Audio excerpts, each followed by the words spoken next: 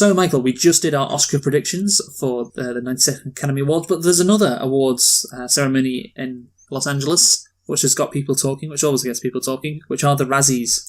The nominees for the Razzies have been released today, and guess which movie is topping the charts? Oh, bloody hell. It's quite an easy one to get. Is it quite an easy one to guess? I mean, what was really bad recently? There was like, Rise of Skywalker? No. Okay, because I think that was really bad. Just tell me, Luke. I mean, I'll probably know, but I'm really bad at this thing where like there's an obvious thing and I don't get it because I'm an idiot. Cats. Oh, Cats. See, yeah. I mean, like now you say it, it's like so obvious, but I just my brain don't work no good. Yeah. And I'm trying to remember things. By the way, Joker is also nominated. That makes sense. For worst reckless disregard for human life and public property. Just to let you know. But yeah, so what's amazing is, I said this before to my friends, I was trying to get my friends to go and watch Cats, which unfortunately it didn't happen because they wouldn't spend money on it. Some friends. I know, I was perfectly willing to spend my hard-earned money watching Cats because my theory was, you're never going to see something like this ever again, probably. You know, a movie that is so bad, which contains so many A-list stars like Taylor Swift and Idris Elba and Jason Derulo. How often are you ever going to see something like this again when they're, at the peak of their careers and they get involved in this absolute train wreck? And I just really wanted to see that because you think about how meticulous Hollywood is these days, or maybe it's always been like this, making sure, they get their movies right, making sure the people, like a star like Taylor Swift isn't going to get humiliated. But she did by appearing in this, and somehow this movie broke through and God. It's beautiful. It's like movie 43. It is beautiful. There is something beautiful about it. Something just purely so bad. I do think that as well. So yeah, good luck to Cats in the Razzies. I don't know if we'll ever review it because we'll just laugh about it essentially and say how bad it is. But yeah, like I said, there is something truly beautiful about Cats, and I wish. Yeah. Well, that's the thing. Not many movies are released like this. So yeah, we should appreciate Cats. Is what I'm trying to say. Yeah, that's true. I mean, but also Catwoman won best won the Razzie back when that was out. Yeah, and Halle Berry famously showed up to accept it herself, which is quite rare. It's quite rare for people to show up to accept their Razzie. Well, it just goes to show you that you shouldn't make any movie involving cats. That is true. Just a bad starting point for sure. Yeah. What about 9 Lives? Does that contain cats? The plot is that I think Kevin Spacey becomes a cat. Oh well, so it does. Oh yeah, I remember that movie. Yeah, okay. So again, and that's another bad movie. So again, just don't make movies about or anything to do with cats. That means Disney's going to have to hold off on their remake of Aristocats, not just because of the racist depiction of Siamese people. Yeah, no, that's Well, if they released Aristocats, there would never be any mention of the Siamese thing. I'd just be brushed under the carpet. There you go. Yeah. It'll be fine. Yeah. Anyway, shall we get into another movie which has some race issues now?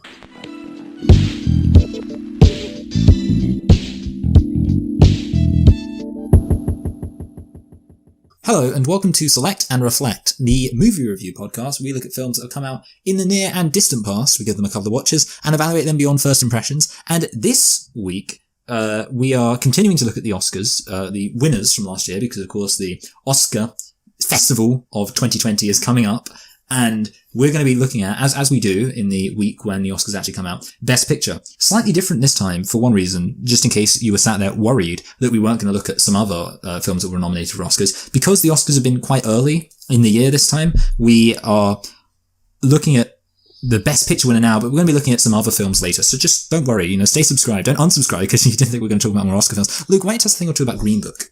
Certainly, Michael, and yes, you're right. The Oscars moved forward 2 weeks, I think, or maybe even 3, probably 2, from last time. And I don't know really why. Maybe it's get closer to the movies that were released in 2019, so people haven't forgot about them some more. Maybe that's the reason.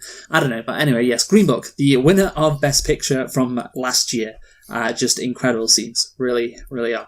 So, Green Book is a 2016 American biographical comedy drama film directed by Peter Farrelly, set in 1962. And of course, as we discussed last year with The Shape of Water, the last two Best Picture winners both been set in 1962. So there is something. And I think I'm the only person, I haven't heard anyone else mention that. So I still hold myself in high regard for noticing that. Well done. So yes, Green Book, directed by Peter Farrelly, written by Nick Vallelonga, Brian Hayes Curry and Peter Farrelly, stars Viggo Mortensen, Mahershala Ali, and Linda Cardellini. Was released on September the 11th. Well, actually, no. It was released on November the 21st, 2018 in the United States. Yeah. Yeah. And Michael, can you guess the budget? 4 million. Really? I mean, that kind of seems like, it's just a bunch of people driving around. 23 million. Okay. Yeah, you're quite a long way off there. And how about the box office? How much did this make? 63 million. Higher. 78 million. Higher. 6 million. Higher. 92 Higher. million. 176 million. Higher. 249, 300, Higher. and 400, No. and 71 million. Oh, It was 330 million. wow, they did really well for themselves. Well done. Yeah, I mean, this movie is it's a throwback in many ways, and one of the other reasons why it's a throwback is because it somehow got 330 million at the box office, even though it won Best Picture. And as we know, we've been through in the last few years, Best Picture winners often don't do that well when it comes They to often the don't box break office. 100. Sorry? They often don't break 100. No, exactly, they don't. The Shape of Water the Shape of Water is probably like 120 from what I can remember, something like that. Maybe a bit high, maybe 190 actually. Maybe I'm misremembering that. But obviously Moonlight got like 65 previously, so yeah. Anyway, Green Book. 330 million at the box office. Wow, a widely successful film. And we will talk about the reasons why that was later on. But Michael, do you have an opinion, I guess? Yeah, you should. Did you like this movie? I thought it was a lovely film. Lovely. I mean, I had objections to it. Really? On some level. Like, I'm not going to say it was a perfect film. I wouldn't have picked it. I think it was a pretty mediocre film. But, I mean, like, a mediocre film in terms of, like, I don't think it was anything special. But I was watching it and I was like, yeah, okay, this is like an enjoyable film. There's a difference between enjoyable and mediocre, I'd say. I wouldn't describe mediocre as enjoyable, really. Yeah, I mean, like, when I say mediocre, I mean, like, it's like, Love Actually, or Around the World in 80 Days. Obviously, there's an extra dimension to it. But, like, overall, I mean, obviously, we are going to talk. Main thing that this film is actually about, in some sense, which is this whole race thing. But in terms of just the actual characters on the screen and, like, the journey they go through and stuff like that, I was like, yeah, okay, this is fun. And it's happy. And also, it culminates in Christmas. And that's a win, because Christmas is great. Jesus. So overall, I mean, yeah, I thought it was like a fun film. Well, you've revealed yourself today to be an old white boomer, Michael. That is true. I mean, yeah, I was like, I'm not like my mum said. I mean, she came back and she was like, oh, we saw Green Book and it was brilliant. It was a lovely movie. Yeah, I mean, it was. I mean, it was lovely. Like, that's not necessarily the nicest thing I could say. I mean, it was not lovely. No. It was. This movie is really not lovely because the reason why I said the word, I was mockingly saying it, and we'll get into that in the race thing later because I don't want to jump the gun. But I did not like this movie, and I really thought it was quite bad. And yeah, I just thought it was just so many sighs while watching this, so much frustration while watching this. That was my. You know what? Look, I mean, I think my problem is like I'm kind of like a happy guy. I like to watch things that just have fun. That's my attitude. I think you're kind of someone deep down inside. I think they broke you a long time ago and made it so you just couldn't enjoy films. I mean, you didn't like Dumbo just because there was that song about the racist song. We work all day, we work all night. There's one racist song. And like, there was actually two racist songs. Oh yeah, okay. There's two racist songs, and suddenly no one's allowed to enjoy Dumbo because of your SJW censorship. Okay, right. Well. We'll go into why I didn't like the film later, but Michael, how many nitpicks do you have? I've only got the one. I didn't think this was one of those films you could really nitpick very well. And I mean, maybe you're going to come out and go, no, I got like 20, but I didn't think it was like an easy film to nitpick. Mostly because, like I say, it was just... So how many did you get, sorry? Oh, one, yeah. I got two, so you go first. Okay. It's a pretty basic one, but like, why did he think that Tony Lip would be like, how he should be identified? He like shows up to this like official job interview. He's like, yeah, my name's Tony Lip. And then the guy is like looking through the list of people, and he's like, oh, "Come on, yeah, it's got to be on there." And he's like, "Oh, I guess it might be Tony Vallelonga, because that's my actual name." I'm just like, "Come on." Well, maybe. Okay, I kind of get it, but like, if your nickname was Luke the Spud, you wouldn't like walk up into a job interview and go, "Hey, yeah, you probably got me down as Luke the Spud." Okay, but the fucking job interviews he goes to aren't really formal, are they? Okay, yeah. I mean, I guess maybe, but I would think like. I would still think that if you're like just a normal person in day-to-day life, you'd have some conception of like how a more formal job interview would work.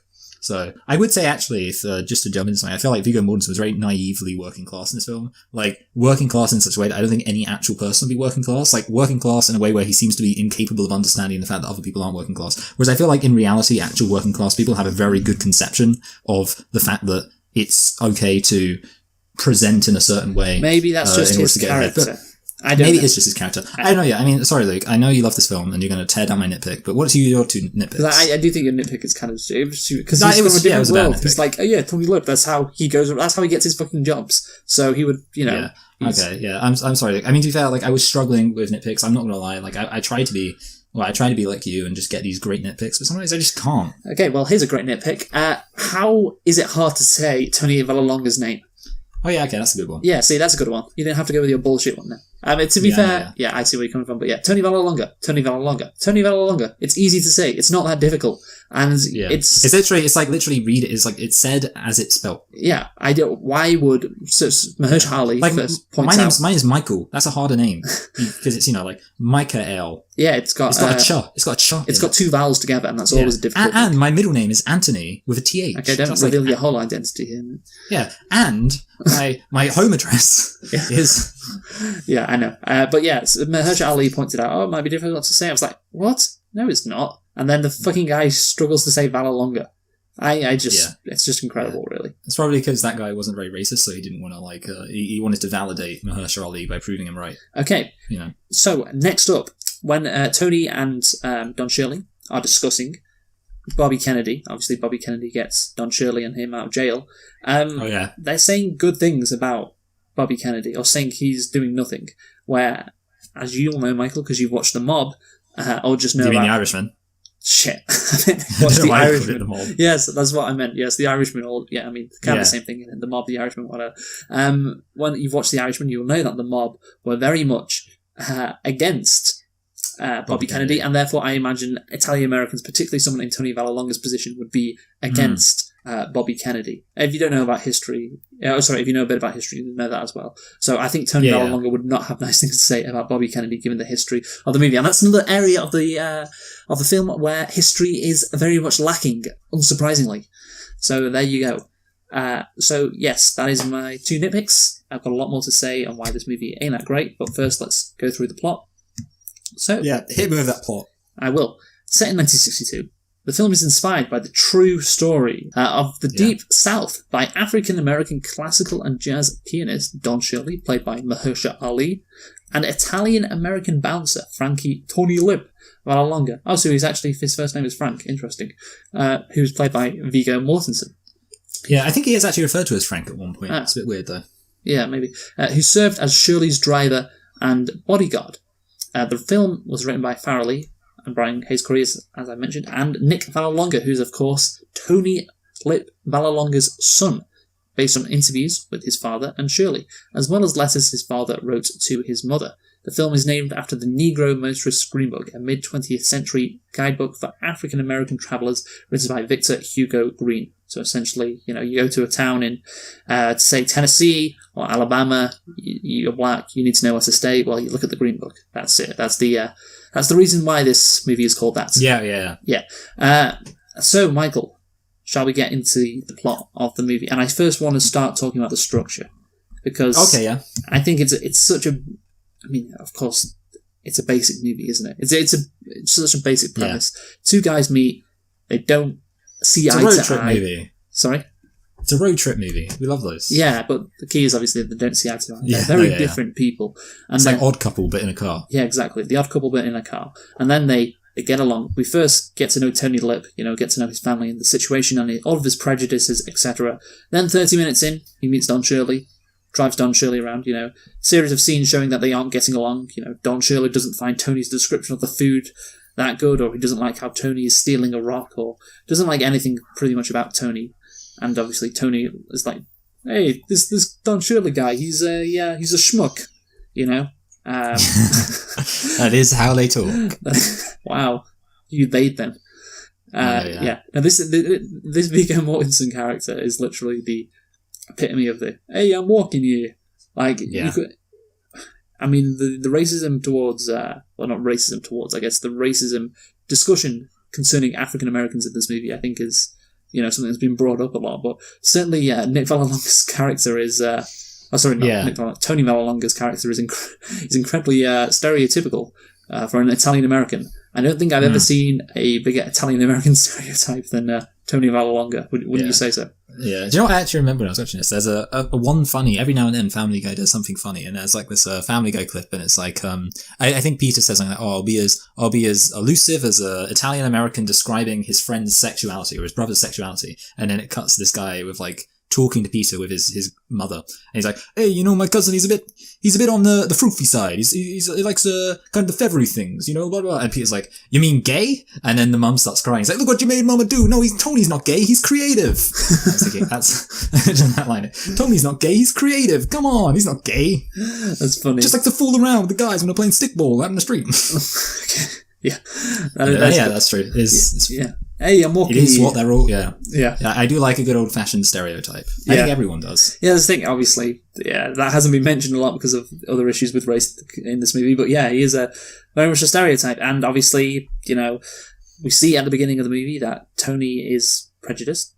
Two black guys are drinking water. He puts puts the cups in the bin. That's my favorite part of the film.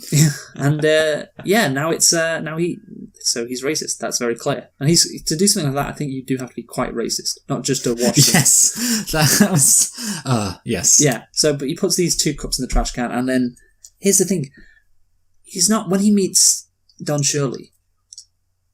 There isn't. I was really expecting him to be more racist than he was. He didn't even seem that racist. He seemed to be getting bossed around. Yeah, you're like jumping ahead, but actually, I mean, we'll talk about this now because I think it's appropriate. Like that's the thing. I found the way that this guy is racist to be I think for me the stupidest part of the film.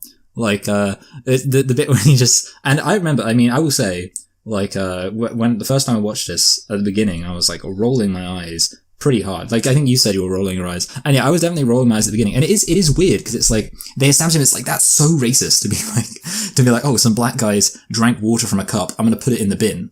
But then like it seems like apart from that, he's really not that racist. Like he immediately goes from I don't want these like black guys, you know, drinking from a glass, or I'm gonna throw this glass away. Black guys drunk from it. So he basically like pretty tame racism for the rest of it. Like, I mean, it's kind of slightly inappropriate comments. Like, hey, you know, you should like fried chicken. And okay, yeah, sure, that's not a nice thing to say. I mean, it's not like the appropriate thing to say, but it's not that bad. And obviously, he sees this doctor, he has no real issues, with the fact he's a doctor. He doesn't really seem to dislike him. I mean, the thing that makes him kind of walk out of the job is that, Don Shirley says, I need someone to, sorry, that's not me trying to do like a proper impression, it's just me doing like a random voice, but I need someone who's willing to, shine my shoes and press my shirts and stuff like that. You'd be like a valet. And then Tony Vallelonga's like, well, that's not the kind of thing I do, you know, I'm not going to be someone's servant. And you get the impression that he would be like that no matter who the person was who's asking. Like the one thing that actually causes him not to accept the job, in the initial instance is because he's told you'll have to do all of these kind of menial, jobs for me. And he says, no, that's not what I do. And you get the impression that that's got nothing to do with race. So it's so bizarre how, like, I'm fine with him not being very racist. I think it's good for him not to be that racist because I think the film works better when it's just kind of the subtle sort of ignorant racism of somebody who doesn't really interact with a lot of black people. But to then have that one scene, like the one scene of him putting the glass in the bin and you're like, why?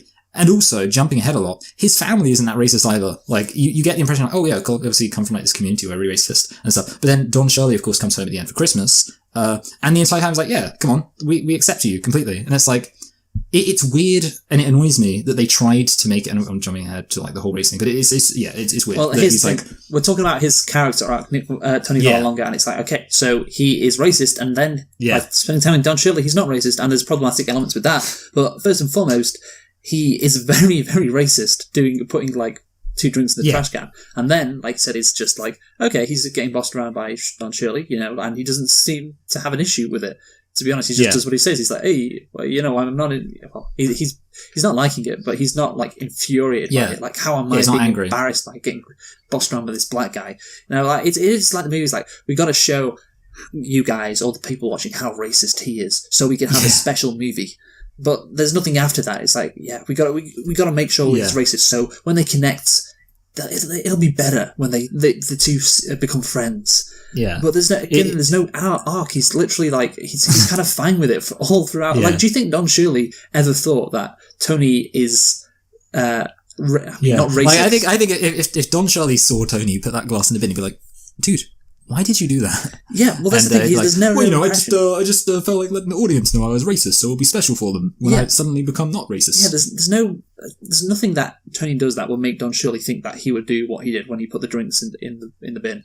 There is nothing that he does, and so it just feels like if you're trying to, it's so ham-fisted. It's like, oh, show how far he's come, but that is so alien to what he does throughout the rest of the movie. Again, my surprise was I was so surprised when like Tony's talking to Don Shirley for the first time, and they're just chatting normally, and I expected, Tony to lash out or speak to his wife about the fact that, oh, I'm doing it for a fucking black guy, or, say a worse word than that. But he does, probably, I will say this, I feel like the Italians, they are much more willing to employ, more creative, racial epithets. Like they don't jump straight for the hard R, as they say. They like to use their own little, fun ones. Which again, I still won't repeat because let's just be a hero and not repeat racial obscenities on the podcast. But what the ones I'm thinking of, like the ones where it's kind of like they're not the worst ones, but they're kind of like the ones that people use just to let you know, like, hey, I'm just letting you know I'm racist, but I'm not that racist. Yeah, so I think we can both. You've got to have those words. Yeah, they're useful. We can both agree that putting the two drinks in the trash can, it's lazy. And it's just again to make the movie more special, and there's no arc after that. Maybe there's no.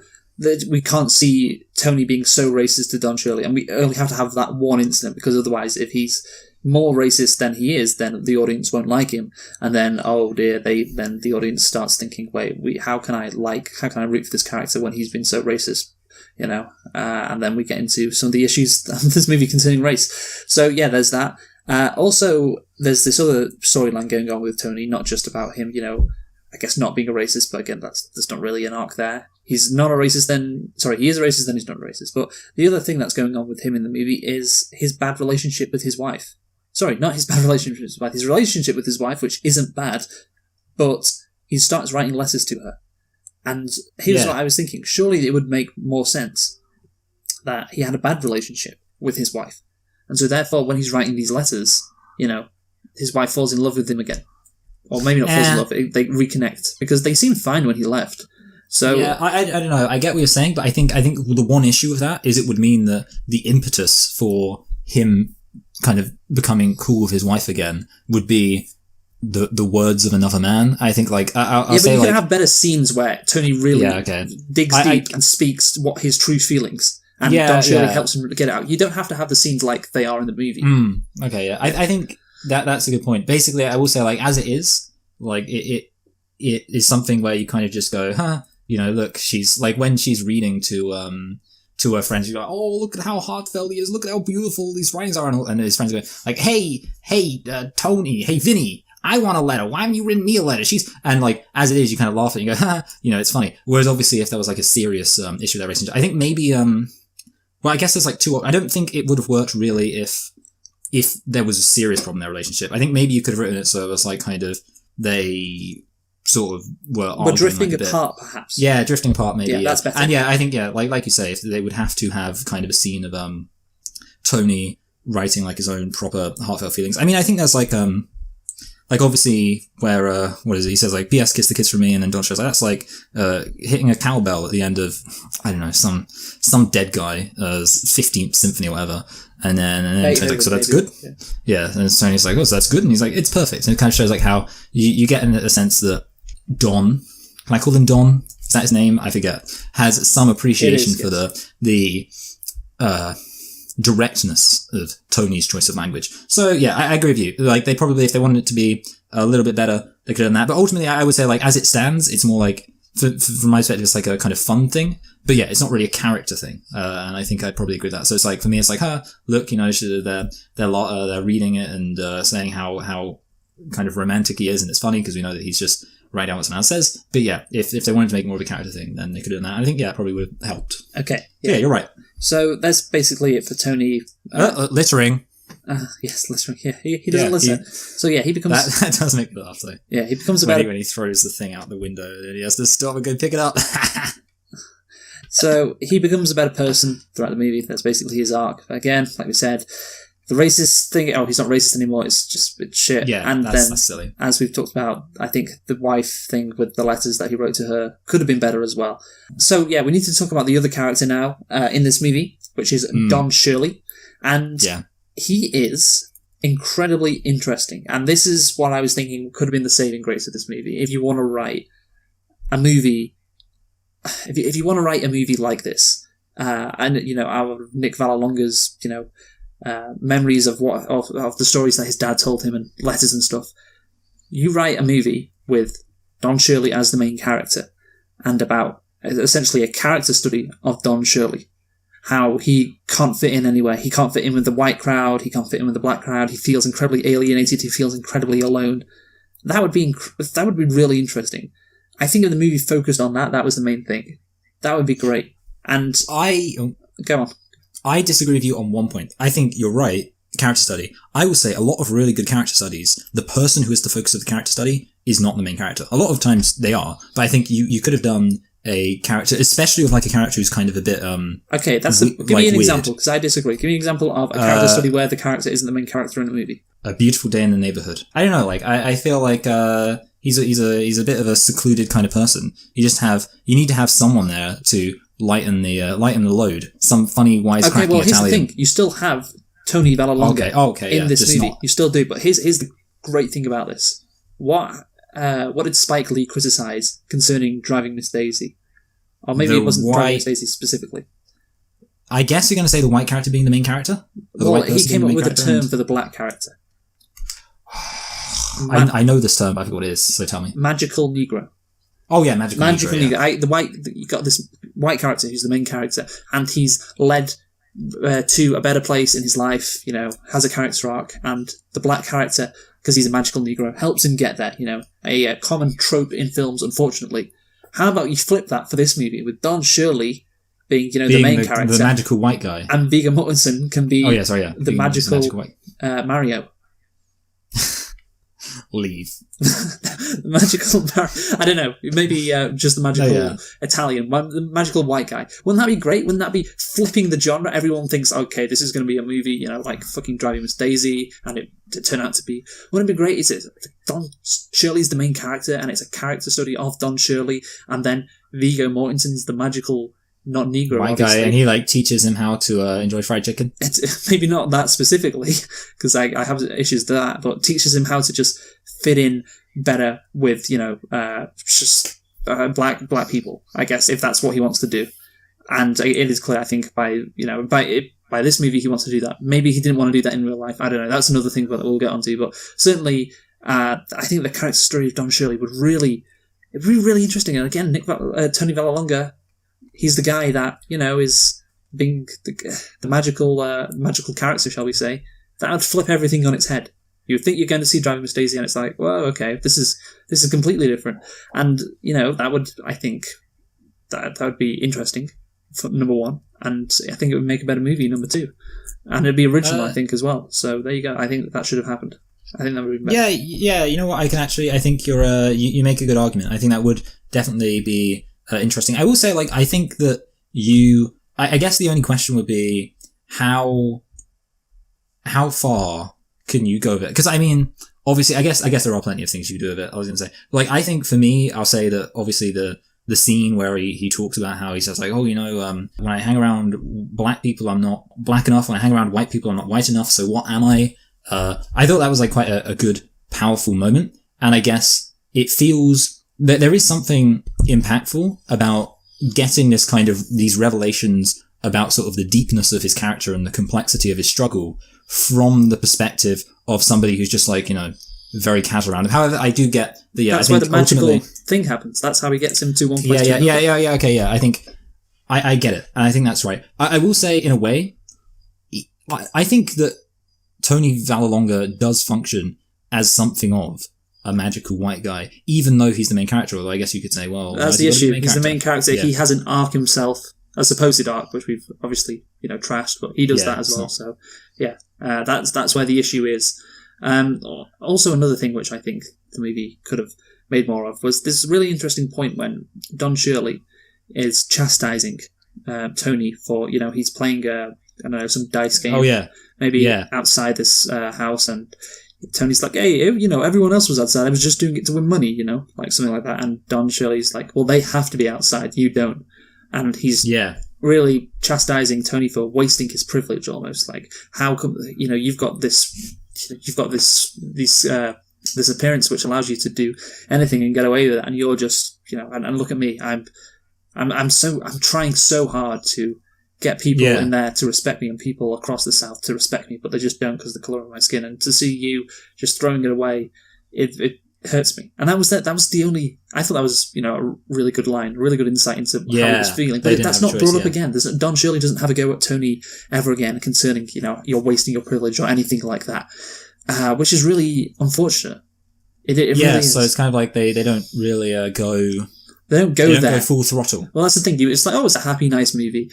It's a comedy drama, like you said at the start. It's a lovely movie. It's lovely. How lovely is it? Yeah, but wouldn't it be great if it went there? That would again make it better. It would make it just less shallow than this movie is, because it's an incredibly shallow movie. And that was just one bit of depth in the whole 2 hours, and it's never brought up again, which is incredibly unfortunate. They wanted to make a lovely movie. They wanted to make a movie that your mother liked.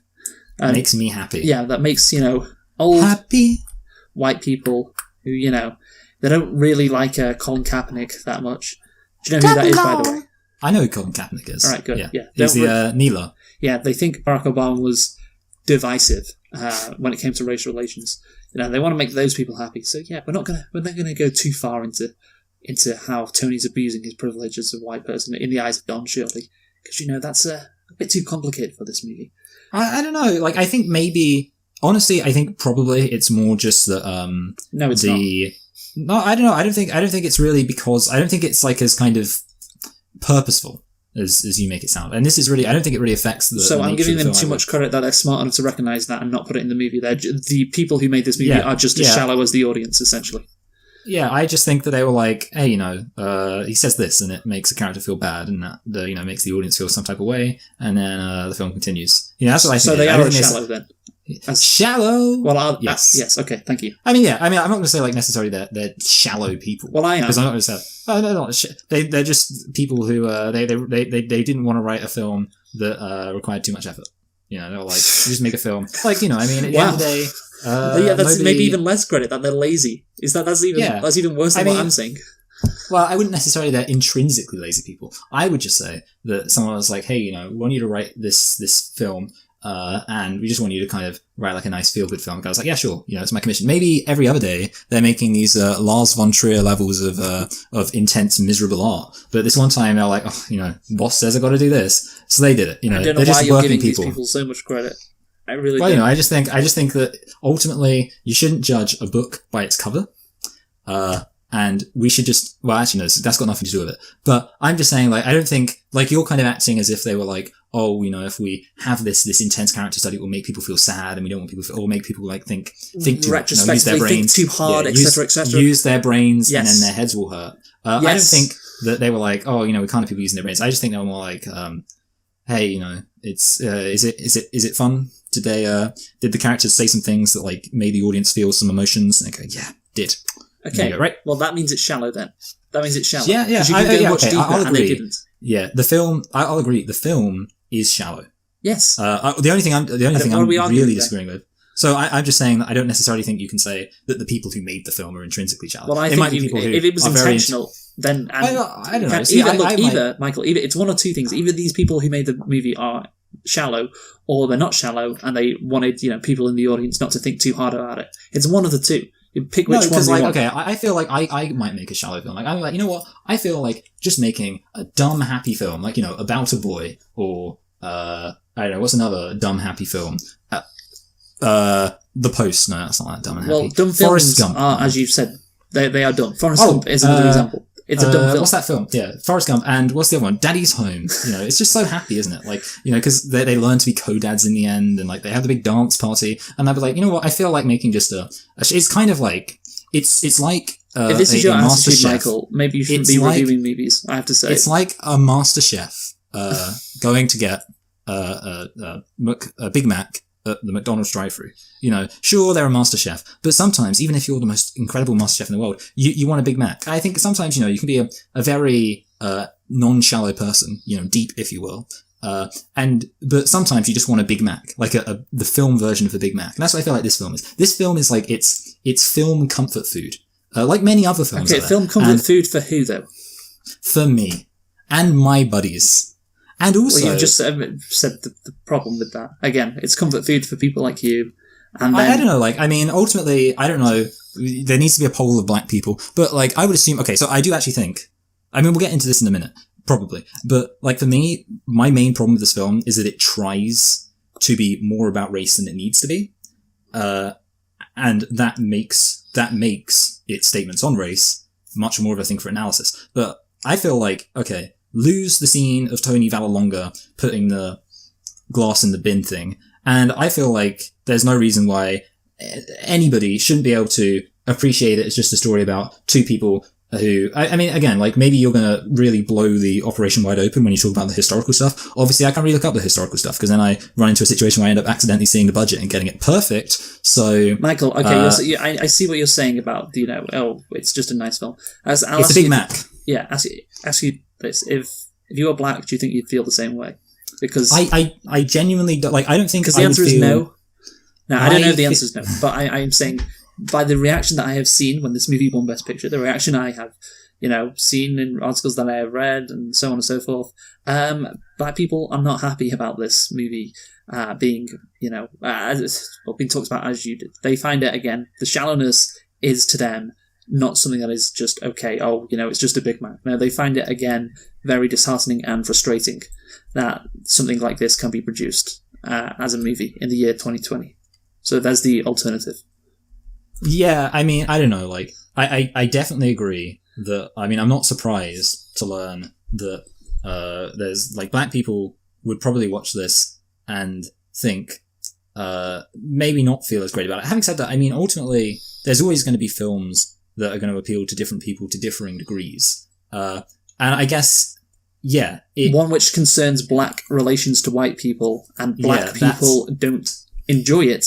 That there isn't just, I think, some people like some movies, some people like some other movies. That is a problem when you're specifically talking about race. I guess I'll say this again. The people who I imagine don't like this film are very kind of political people, and people who spend a lot of time. No, I don't think African Americans, they don't have to be political. Just I would think. No, but I'm thinking, sorry, what I'm saying is I suspect that obviously the people commenting on this film are political. But if some... Okay, the people commenting, yeah. If some kind of just random black person who I know in my day-to-day life watch this film, I think that they would probably just go, yeah, that was a fun film. I think, again, it's kind of I'm trying to, obviously, I don't have many friends, so that's kind of a problem. Basically, it's you. It's you and my other friend from university, the university I'm going to now, who's also called Luke. I think I might have mentioned that before. But I have had black friends in the past. Okay, this is sounding great. So what I'm saying is that I feel actually, no, I had a really close black friend who's a woman, by the way. So double win, because that means I'm not sexist either. And she was just just kind of as politically involved as your average kind of white suburban mum who would watch this film. And I genuinely feel their opinions would be kind of similar. I feel there is probably... there are probably an undercurrent of black people who, don't care about Spike Lee, and they'd watch this film and they go, yeah, it was pretty good. Okay, look. I genuinely don't know, but I think because you're saying your main thing, she's I've seen what all the black people are saying on Twitter. Not all of them, no. As the reaction. No, I get what you're saying, but yeah, I guess, and obviously you see what the kind of African Americans are saying on Twitter, what they're saying on Reddit, what they're saying in the news articles, and obviously, their perspective is going to be, well, let's evaluate this from a race relations standpoint. And yeah, okay, no, that's not their perspective. The movie, it talks about race relations, you can't I get you. help but do that. Yeah, I get that. Okay, yeah. So that was maybe. And if race relations weren't brought up in this movie, as you were suggesting before, you don't have a scene of Tony throwing the cups in the bin, then that would, if there was no race element, it would kind of just be absurd because the whole fucking movie is called Green Book, which alludes to the racism in the South. I don't literally mean no race element, I guess. But what I mean is kind of the whole and again, we'll talk about this, like, I think maybe a bit later, but like the whole, it being about Tony Vallelonga's relationship to racism, I think that's what I would expect. Okay, that would make kind it of bother possibly people. better, but still there would be scenes in this movie which would, again, elicit sighs and frustrations from people who were African, and I know did from the articles that I have read, and from seeing people like on social media, on Twitter, Reddit, whatever, and from someone who, I know a fair bit about the stuff as well, somebody who, like me, I guess, was frustrated and did sigh, because, yes, I think you can't treat race relations in America. Obviously, we saw what happened with Don Shirley getting beaten up, in a bar, could have been killed possibly. You can't treat that sort of serious situation as like a Big Mac, as you put it, like a nice, comfy movie. You can't treat it like that. You have to treat it with the seriousness that this subject deserves. You can't let it be a shallow movie because of how important and serious that subject was to a lot of people who were obviously still alive back then, because it was only like 50 years ago, and a lot of people today who are still suffering from the consequences of that racism. So yes, that would be my final point to your argument. Okay, yeah. You can't treat something like this so unseriously. I get that perspective. I think basically the problem is then you're essentially saying that during this period of time you can't have a feel-good film. Well, maybe you can, but like you have to be incredibly careful having a feel-good film. Yeah, you do, because it's a very sensitive topic. You do. I just think to myself, it's just have you can feel good about any time. Life is Beautiful. It's set during the Holocaust. But, it's like, and obviously I guess with Life is Beautiful, it's kind of more of like a meta commentary kind of thing. But yeah, okay, like I get it. But you get it. Having said that, I guess like the ultimate point, is that you have to say it's a feel-good film. If this film was about two misfits on a road trip during any other time, it could be as shallow as this and it wouldn't be a major issue. But because it's like a serious event in history that a lot of people still have very negative feelings about, there's a context there that bothers people. Okay, I do get that.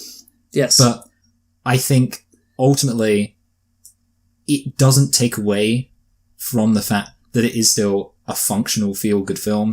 And, it's not as if like... Well, it doesn't take away for you, Michael. I'm sorry to bring, the phrase, what is that phrase? We love to hear white privilege into it. But genuinely, I think if you were black, you would feel differently. And as somebody who, of course, I'm not black either, but again, having appreciated a different perspective, I don't think I even had that different perspective, or your perspective to begin with, watching this movie. But I still think, I can't really... I can't really get on with involved with your argument at all. I really can't, because I just think about watching this and just like the scene where fucking Mahershala Ali gets the chicken thrust in his face by Viggo Mortensen is just like, Jesus Christ, man, Jesus Christ. And then he's like, how do I eat it when I don't have a knife and fork? And Viggo Mortensen's like, just use your hands, you idiot. And then but then they call back to it later when the Southern guys like, we asked the help what this guy, Don Shirley, would like for dinner.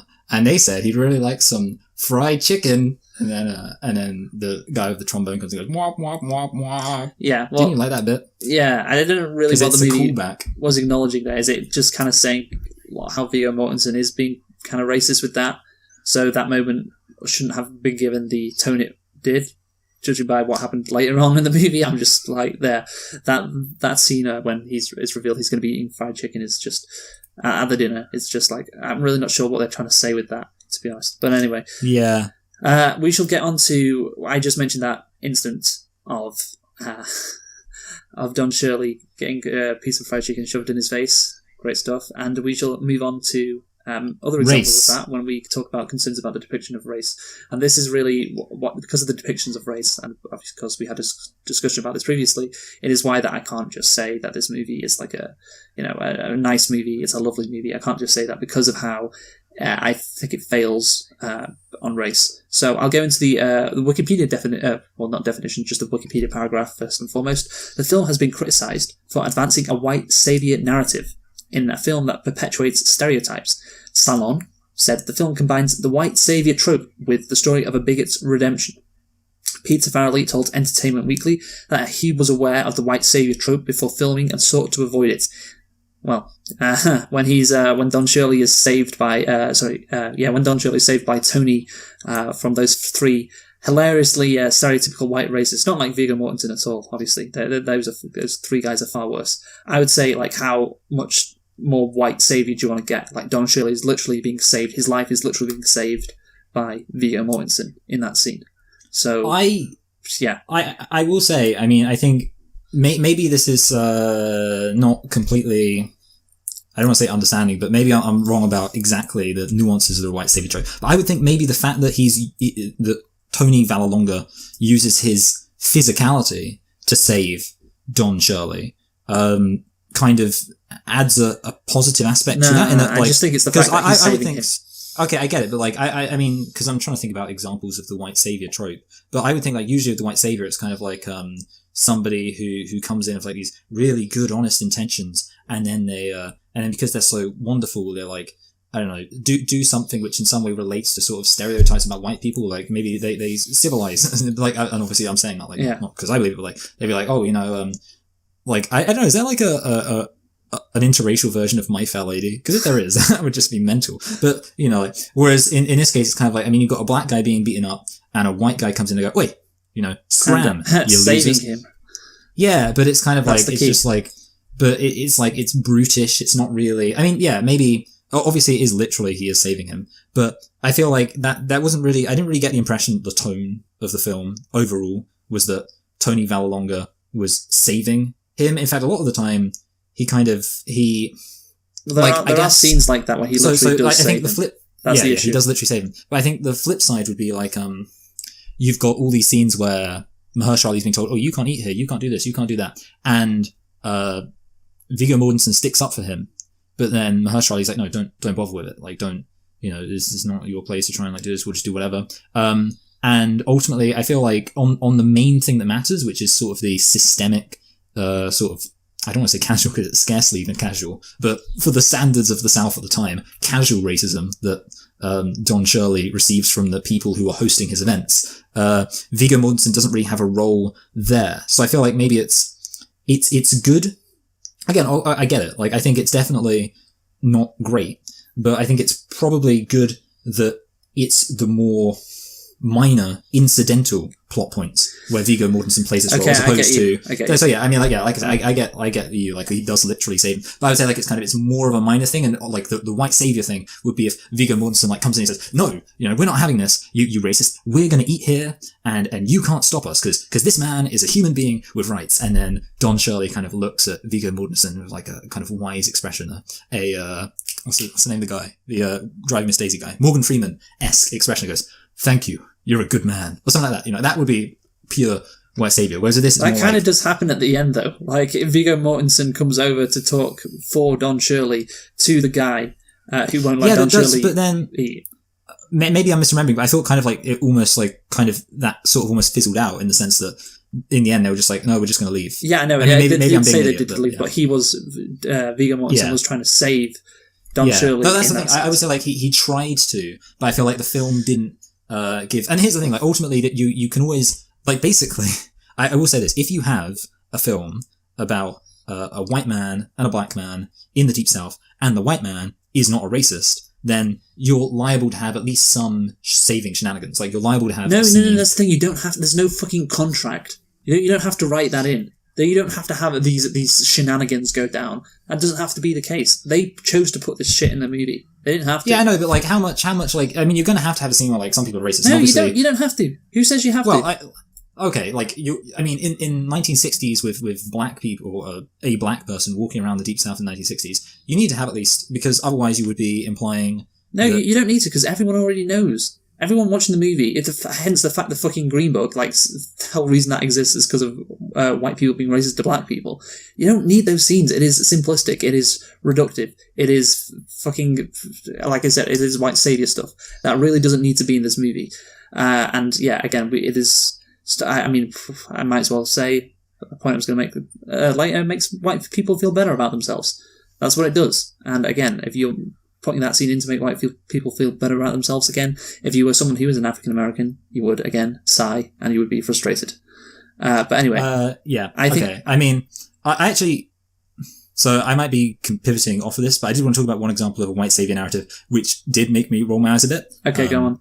And I was actually watching the film with someone else when this happened, and we were watching it on my laptop, and I was like, sorry, because I was like kind of thinking, this was the second watch, and I was thinking to myself, which I did yesterday, because you were supposed to be there, Luke. And I was like, oh, sorry, I need to pause this so I can write it down, because the random white cop who's like a nice guy, I just thought that was the main thing for me that felt like unnecessarily like, why is this in here? And like as if it did just exist. So like, hey, white people can be nice, isn't that lovely? Yeah. The bit where like they're kind of driving up to make it there Christmassy, and then they get pulled over, and the cops like he stops. He them, helps them like, with the tire, and then he's like, hey, your tire's out, and then he's actually like there, and it's like this kind of playing this like nice music, like go around, everyone, go around. You're right. That wasn't Tony Vallon's character. Yeah, that wasn't Tony Vallon's character, but that was for me the thing that actually stood out as like. Why is this here? And it seems like just, to make white... I agree, that was there, to make white people happy. Yes, and that is a very blatant version, but I think the whole Viggo Mortensen saving thing, I guess it's less blatant because he is a main character involved in this movie, but it's still there. Anyway, I'm just going to continue. Yeah, it is there, but that's fine. Yeah, continue, Luke. I'm going to continue with this. Peter Farrelly said he had a long discussion with actors and producers on the white savior point. Believes that it was not advanced by the film. Again, I think we've both agreed it's not true, although to different degrees perhaps. Saying it is about two guys who are complete opposites and found common ground, and it's not one guy saving the other, even though Viggo literally does save Don Shirley. That's a common by his real name. Oh, it's not his real name. The name in the movie. Tony literally does save Don Shirley many times and tries to, but whatever. It's both saving each other and pulling each other into some place where they could bond and form a lifetime of friendship. Oh, how nice. New York Times writer Wesley Morris characterized Green Book as being a racial reconciliation fantasy. Morris argues that the film represents a specific style of racial storytelling in which the wheels of interracial friendship are greased by employments in which prolonged exposures to the black half of the duo enhances the humanity of his white, frequently racist counterparts. Again, this is the issue. That is, the white savior thing is a trope. You could say, well, Don Shirley helps Viggo Mortensen, doesn't he? Yeah, he does, doesn't he? Yeah, but that isn't a trope.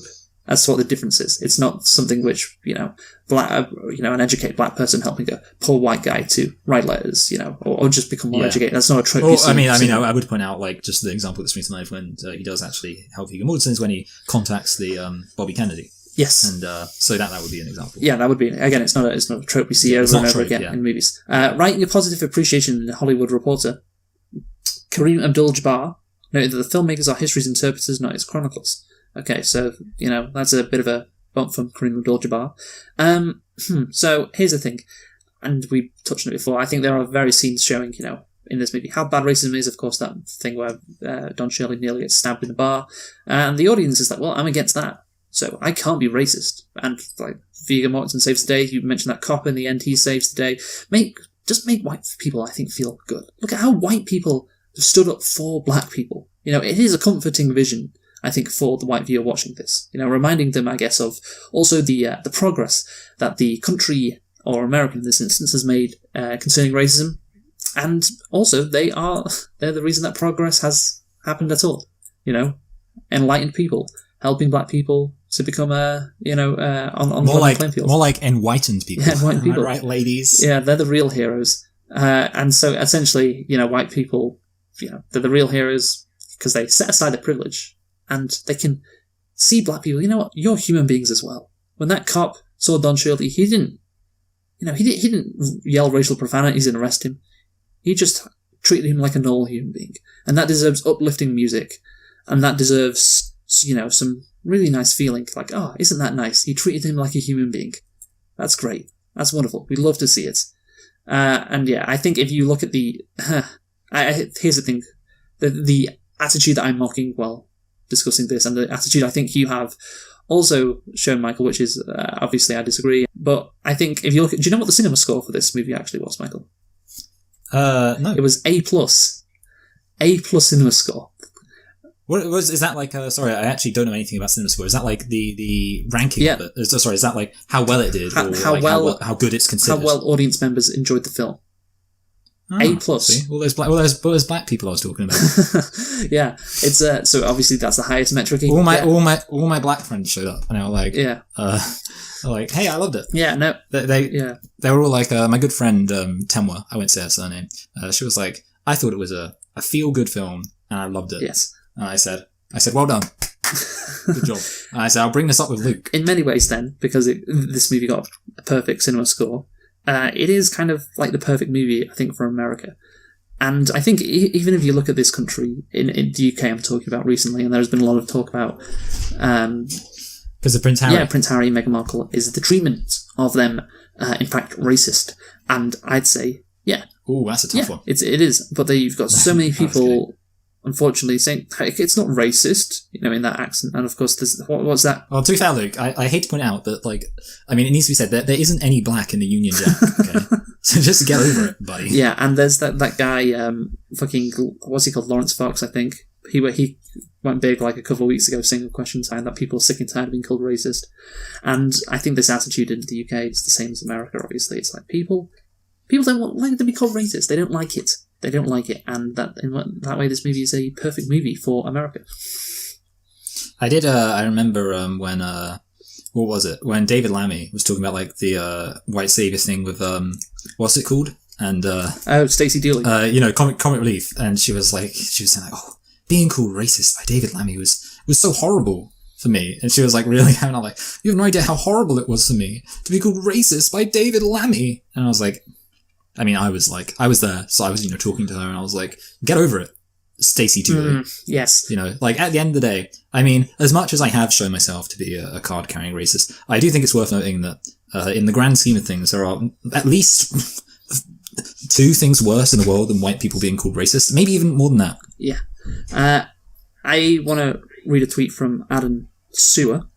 I hope that's... Adam Sewer. I'm sorry. Adam. Why is he called Sewer? Sewer. How would you pronounce that? Serwer. I pronounce it Sewer, because otherwise people will think you're saying sewer.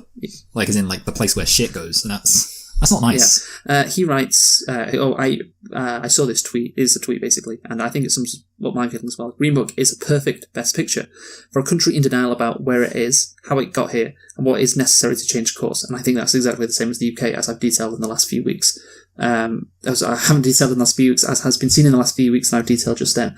There is this large group of people, probably over the age of 40, who would look at this movie, hence why it made $330 million at the box office, and go, yeah, that's a really nice movie, two people getting along, one's black, one's white, yeah, oh, it's great. They won't see, as we have discussed, the problematic elements that exist in this movie.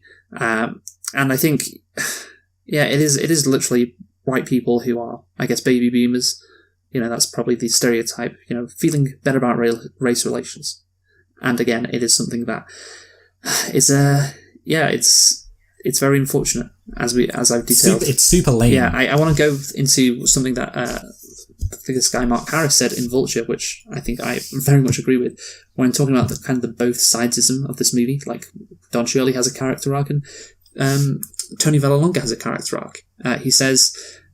it's a both sides movie that draws a false equivalency between Vallelonga's vulgar bigotry and Shirley's emotional aloofness, forcing both characters, not just the racist white dude, to learn something about themselves and each other.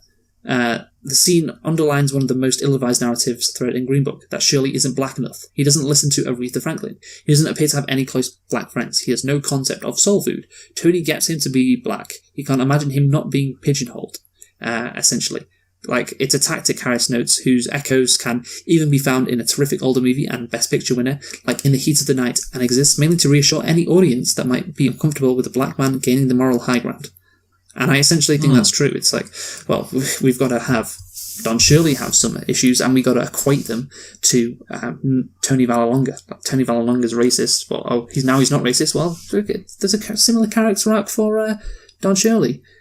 He isn't being black enough, and that now he is black enough.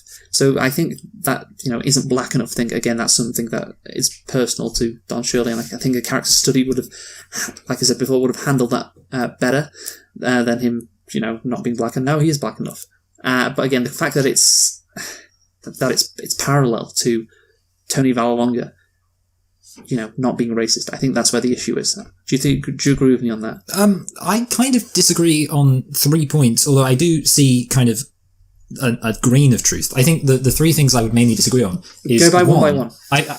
I'll go through them one by one. I think the first one, well, you have to have something for Viggo Mortensen, in some way that Don Shirley grows. Like, there has to be something that he overcomes by the end of the film. And generally speaking, that's probably going to be like I don't want to use the term character flaw, but in some sense, it is a character flaw. Like, whenever you have any character who goes through an arc, which again you should like a character to do, there has to be a character flaw, and that character flaw doesn't have to be a moral failing, but you do have to have it. Okay, I agree. You can comment there. I was going to say character arcs are good. I like them, okay. But the issue is putting it alongside Tony Vallelonga's. Okay, yeah, that's the issue. See, that's where I was going to get into my next point. Well, the second thing I was going to say is that I don't really think that the two things are being equated in two senses. So one, I don't really think that it's really moralizing it. I don't think the film's acting as if that it's wrong for Don Shirley. In fact, the impression I got from the film was that Don Shirley was intentionally rejecting many aspects of black culture, not entirely because he wanted to, but because, and maybe this was just a complete misinterpretation, but not entirely because he wanted to, but because he wanted to be accepted by the racist white people he was playing for. That essentially he thought, hey, if I am a stereotypical black person, then I will, or maybe not necessarily be accepted, but present a wrong image. He thinks, by the best way for me to get along with these white people and also give a good impression is to completely reject every aspect of being stereotypically black, to basically act like a white person. And ultimately, this isn't being presented as kind of a moral failing. It's not saying this is something wrong, but it's just saying, hey, he shouldn't be. He's not being true to himself. Essentially, is that what? Not exactly true to himself, because obviously that's implying that there's some intrinsic aspect. But basically, in other words, like he's saying like, I can't eat fried chicken, or I've got to constantly act really posh. I've got to eat everything with a knife and fork and stuff like that. I can't allow myself to be kind of dodgy. I don't know if dodgy is the right word, but like uncouth, because I'm a black man who's successful. I've got to present a constantly perfect image. And the film's kind of saying, hey, no, just let your hair down. Even though you don't really have much hair, just be chill and enjoy yourself. Yeah, enjoy yourself. Like, that's kind of the impression I got. Okay, but again, that's it's parallel to Vallelonga's thing. Again, that's the thing. I don't know. That's fine if you want to do a character study about Shirley and him, letting his hair down, for lack of a better term. That's fine, but again, you can't parallel that to Tony Vallelonga's character arc either. You can't. It doesn't. It makes something equal. Makes something that really is unequal. I would say that it's not explicitly making it equal. But you could say, because they are paralleled, it does implicitly make it equal. I would say, actually, that the main problem comes down to the fact, like, obviously, Mr. Vallelonga has this kind of casual racism. I would say the main problem is, and this is kind of the thing that, for me, is something which I often find is the problem of the film when I think about it, is the fact that you have that scene of Tony Vallelonga putting the glasses in the bin, so it's like the first thing you learn about is, hey, look, this guy's really racist. And then, of course, that makes the whole film about, like, hey, look at this really racist guy. Obviously, again, he seems to suddenly become not racist, but the established thing is, this is a story about a guy who's really racist. He's so racist that if black people drink from his glasses, he'll throw them out, and this is his story. And then, obviously, when you parallel that, ultimately, I think, if you get it as it really is about a guy who's, not really that racist. He's not racist by the standards of the time, by any means. Like, obviously, yes, he is racist, but he's racist in a kind of not explicit way. He's racist in a kind of almost, again, like I think I've already said, kind of naive, ignorant way, which again is not excusable. I'm not making excuses for it, but basically it's not like Driving Miss Daisy, where she's literally just has contempt for Morgan Freeman for a considerable I would say, portion of the film. It's not as bad as Driving Miss Daisy doesn't mean it's acceptable. Yeah. But I'm just saying, like, that when you bear that in mind, you've got, the parallel thing. Okay, number one, like, two things being parallel doesn't necessarily make them equivalent. Number two, it's not like Viggo Mortensen's thing is actually presented in, like, a really horrible way. It's basically just, hey, look at this stupid, ignorant Italian guy who hasn't really considered the experiences of this black guy, and eventually kind of learns to be a bit more accepting of him. Great! What a great guy. Basically, they form a friendship. They form an actual friendship based where they like each other as individuals. And I would say, I don't think there's really. I mean, I guess the only question I ask is, like, how exactly would you do it? Because I guess your plan would be say you've got this Don Shirley's the main character, and I guess you just have this other guy who is just like a fun person, and the race thing doesn't really to do with anything. Yeah, exactly. Because surely I would think that's the only way if we're talking about this. Because you were saying magical white guy. Yeah. I would think that when Tony Vallelonga is kind of encouraging Dr. Shirley to do all of this sort of casual stuff or kind of stereotypical black kind of, again, I guess you'd say lower class. Obviously, that's only lower class because of the association, race association, but lower class stuff. That's kind of him acting in that role. So I guess you're almost saying in a way that you should keep that stuff, like the stuff about Tony Valonga being like, hey, come on, Mr. Shirley, loosen up, have some fried chicken. And then maybe not the fried chicken part. Oh, I think not explicitly fried chicken, but maybe just kind of like, hey, don't worry about it. Yes. But then take away, you need to be black. Not that issue. Not that kind of thing. Oh, you need to be black. Be more black. Just more like be yourself. That would be the message that he's. Be yourself is all that you can do. I hate when you do that. I hate when you randomly just sing. I want you to know that. You know what? Everyone I know hates that about me. Like literally, the love of my life, as you well know, hates. Okay, well, don't do it so much. Yeah, okay, I'll try. So the point I was making is, it shouldn't be Tony Valonga convincing Don Shirley to be more black. That shouldn't be what he would do as this magical role in my version of this movie. It would convince him to be himself and whoever that Don Shirley actually is. And obviously you need to maybe talk to Don Shirley's relatives perhaps to get more information on what Don Shirley actually was and give him him a proper character study.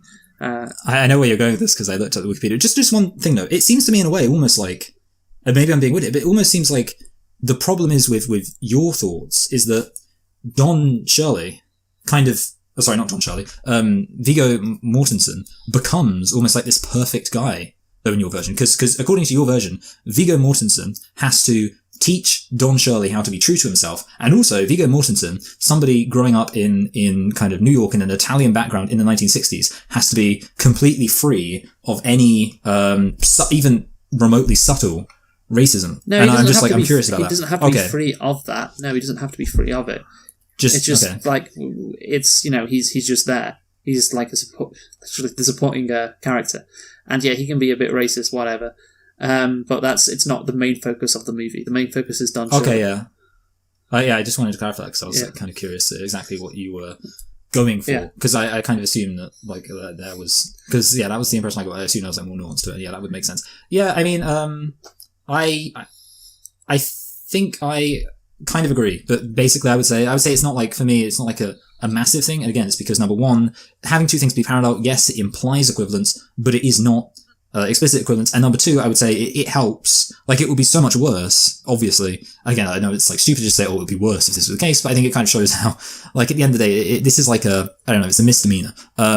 Whereas you could have like a story about like an actual really racist guy, and then it's like, oh, and here's this other story about a black guy who learns to accept himself. It's kind of like, well, those two things aren't. But in this case, it's like, well, you got a guy who's like, ultimately, again, if you ignore the glasses in the bin scene, is somebody who's just kind of basically as racist as you would expect him to be, and really doesn't seem to have any ill will towards Don Shirley. Of course, like you've already said, when he speaks to Don Shirley, he's perfectly fine. He's like really weirdly fine, based on what was set up earlier, but he seems like not really to have a problem with the fact Don Shirley is black at all. So ultimately, we're dealing with just a story about a character, Viggo Mortensen, who learns to kind of understand who Don Shirley is as an actual human being and see that he's a person with all these problems. Like he's gay, and I mentioned the fact he's gay, but yeah, he's gay. Moonlight. Yeah. See, that's what happened. They got that Moonlight. Exactly. That would be something that would be great in a Don Shirley. Yeah, I was really, I was actually, I would say I was very disappointed. They just fucking brush over it. By it's almost like, it's one of those things, I felt this way about there have been so many, I feel like there have been loads of, like kind of based on the true story films. Maybe I'm just kind of exaggerating in my head. But like, and several of them had the problem of like, because something happened in real life, they felt the need to include that in the film. Even though, I mean, like, okay, we did Vice and things like that. But like, because this thing happened, they felt the need to include it. What I'm thinking about with Vice is the scene where the guy gets shot in the face with the shotgun. Yes. And it's like, because they have it, they need to include it, even though the fact they include it, actually kind of takes away from the film. I feel like that's probably an example of that. Like, honestly, I mean, either, yeah, so I know you're going to agree with this. Either don't have the fact he's gay, because ultimately it's okay for a guy to be gay and not to mention that in the film, or have the fact he's gay. I mean, the thing is, I will say, I don't think you could possibly have had his gayness be very well explored in the film. Well, if you did my version, you could. I don't know. I mean, but like, I would think that could be the whole. I mean, it depends. Yeah, okay, yeah. So that would be. Yeah. That would make sense. Yeah. Right. Okay. I think we should move on now. I just have one more thing to say about race, because we talked about it for a while. I think ultimately we've talked a lot about the issues of it, but just the pointlessness of this movie. like, oh, racism is bad. Like, that's what the message is, I guess. And, people can be friends if they're black and white. That's how it should be. And I'm just like, we know this. Again, I said before, it feels like a movie that would come out like 25 years ago. And the box office for a Best Picture winning movie, it would make sense that it came out 25 years ago. I guess that's what people like. It just fits perfectly. If you want the kind of people who would go and see Oscar winning Best Pictures in the 1990s like this film.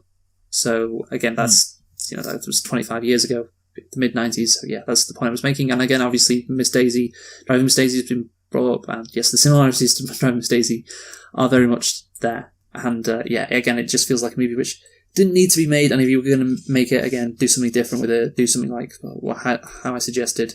But no, they made this movie, and, well, look at that, it grossed 330 million, so maybe it's not pointless at all if you're interested in making money, because there'll be a load of old white people going to see this movie, giving it an A+ cinema score, and thinking, oh yeah, I'm glad I can watch this movie and not feel like I'm a racist. That's great. That was well worth my $10. So there you go. Yes. So I kind of agree. I mean, ultimately, I don't think... See, for me, I think one of the drawbacks of this film is it tries to be more about race than it should be. I don't think it's necessarily true to say this film should not have been about race. I think, so ultimately, yeah, it's kind of pointless when it comes to race. I mean, I think it does speak to something which is genuinely true, which is that there were these people in the 60s and also today actually could be kind of have this attitude towards black people. One of the big problems with films like Crash is like it shows every single character like that racism is being really racist. Racism is being really angry and horrible. And I think a positive of this film is that it doesn't show racism as being this really horrible, angry person. I think the one drawback though is that I think Tony Vallelonga is still like a bit too over the top to the extent that you don't really. I don't think that there's any demographic of people who could possibly see their own kind of subtle racism and microaggressions in Tony Vallelonga's behaviour, and that's obviously a problem. Mm-hmm. I think it would be better if they made it a bit more. And I think the other thing is, as I was talking, I did kind of realise to myself, I don't know if they really do a good job at kind of showing that Tony Vallelonga was wrong. And having said that, I think in a way, it almost feels like this film is weirdly... I mean, obviously it would not be a shock for me to say this film is kind of post-racial, in that it kind of shows a post-racial kind of harmony of like people being happy together. But I think it almost feels like this film, it really doesn't want, like it almost seems to me like this film, it doesn't really want to be about race, but it wants to be about race. In that like, because the reason why it didn't really strike me until just now that Tony Vallelonga's underlying attitudes towards race don't really get addressed is because the bond that these characters form feels to me very genuine and very kind of heartfelt, and I actually believe that, like when I watch this film, I believe that, at least Don Shirley, played by Mahershala Ali, and Tony Vallelonga, played by Viggo Mortensen, became good friends. And I believe that they went to that Christmas together and they had a really good time, and they were really, it was a beautiful time for the whole family. And I believe all of that. And to me, I'm like, yeah, like I like that. But obviously the problem is that film doesn't want to be about race, and yet at the same time it has to be about race because it's, I mean, you're going to say maybe it doesn't have to be about race, but it has to be at least a bit about race because of the context of when it's set. So I agree with you that ultimately this film, it doesn't really get to a fundamental point about race. But now we're going to talk about something which, again... the history, the history, Don Shirley's family, I see the thing is, well, I'll go through it, but it's more complicated, perhaps, than it seems at first. So Don Shirley's relatives condemned the film, stating that they were not contacted by the studio until after the film was made, and that it misrepresented Shirley's relationship with his family. Don's brother Maurice Shirley said, "My brother never considered Tony to be his friend. He was an employee, his chauffeur, who resented wearing a uniform and a cap. This is why context and nuance are so important. The fact that a successful, well-to-do black artist would employ domestics that did not look like him should not be lost in translation. Some of Maurice Shirley's statements contradict an audio recording from Lost Bohemia, which featured interviews with Don Shirley and Vallelonga. In one of them, Shirley said that, "I trusted him implicitly, you see. Tony got to be, not only was he my driver, we never had an employer-employee relationship, and the interview also support other events depicted." So there you go, Maurice Shirley is saying, this is all bullshit, but the recordings seem to imply, no, it's not bullshit. So there you are. Okay, that's interesting. Yeah, Mahershala Ali responded with an apology to Shirley's nephew, Edwin Shirley III, saying, I did the best I could with the material I had, and he was not aware that there were close relatives with whom I could have consulted to add some nuance to the character. Writer-director Peter Farrelly said he was under the impression that there were a lot of family members still alive, that they did not take major liberties with the story, and that relatives of whom he was aware had been invited to a private screening for friends and family. Nick Vallelonga, the film's co-writer, and Tony Vallelonga's son acknowledged that members of the Shirley family were hurt, that he did not speak to them, and he was sorry they were offended. He told Variety that Don Shirley himself told me not to speak to anyone, and that Shirley approved what I put in and didn't put in.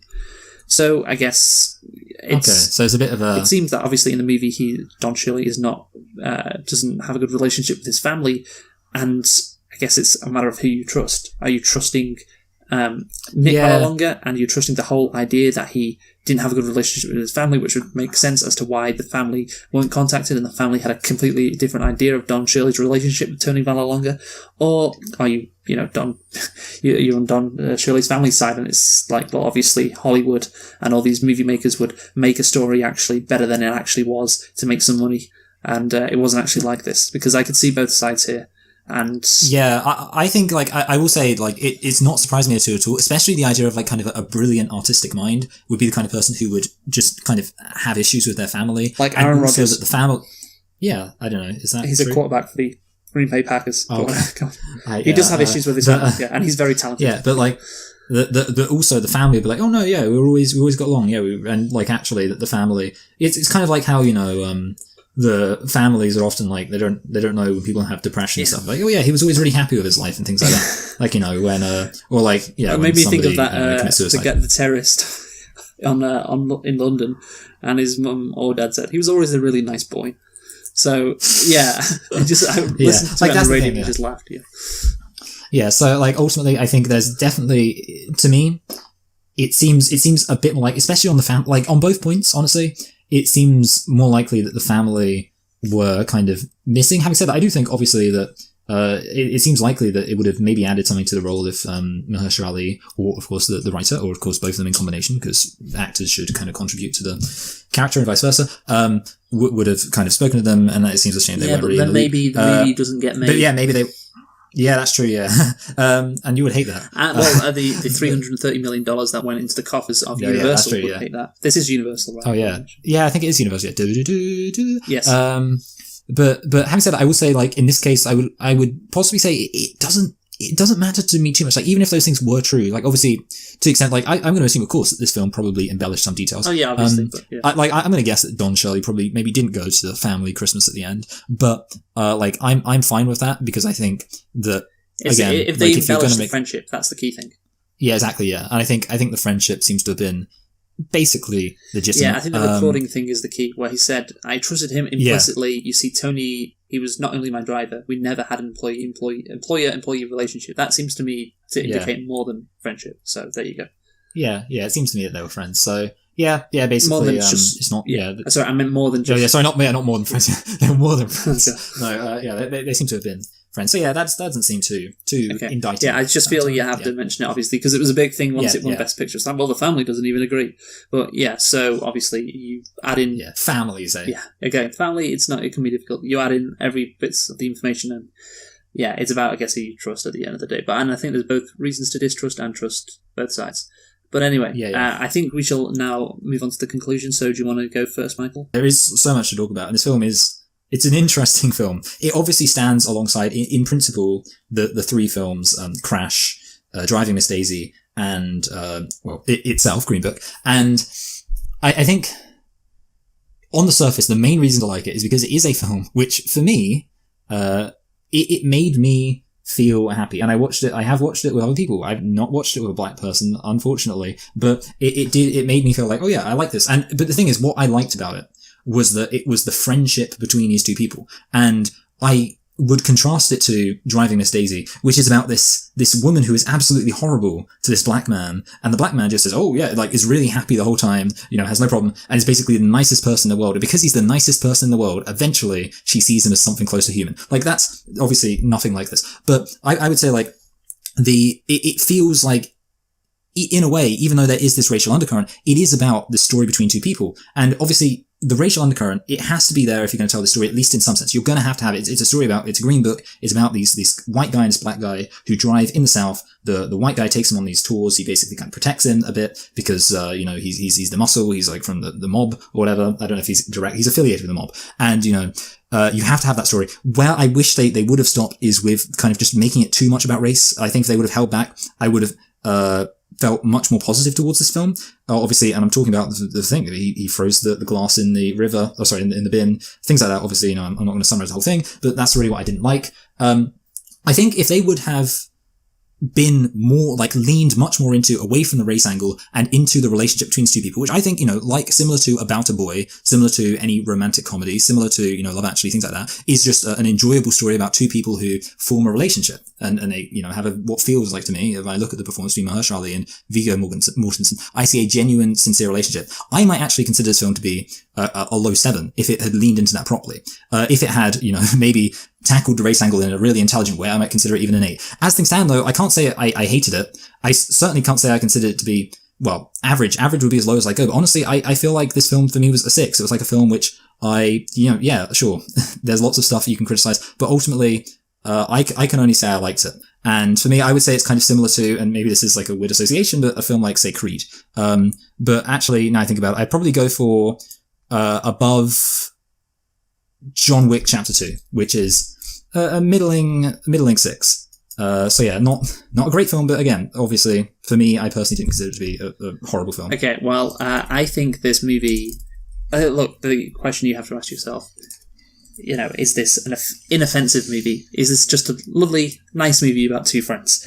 And I think to the people who are most invested in the subject or most affected by the subject of race relations in America, it is by all accounts offensive.